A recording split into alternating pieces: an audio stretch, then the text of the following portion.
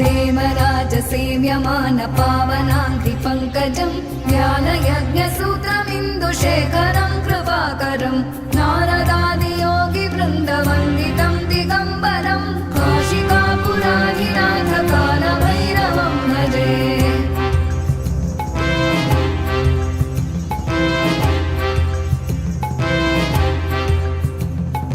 भानुकोटिभास्वरं भवाब्धितारकं परं नीलकण्ठमीप्सितार्थदायकं त्रिलोचनं कालकालमम्बुजाक्षमक्षशूलमक्षरं काशिकापुराधिनाथ कालभैरवं भजे।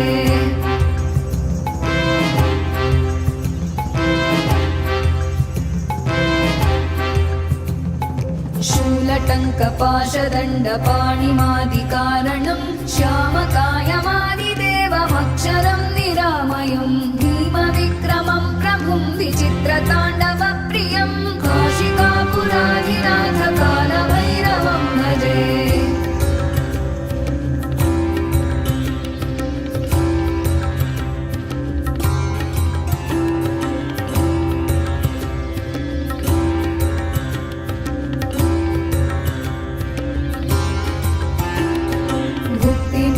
दायकं प्रशस्तचारुविग्रहं भक्तवत्सलं स्थितं समस्तलोकविग्रहं विनिक्मणन् मनोज्ञहेम किङ्किणीलसत्कटिं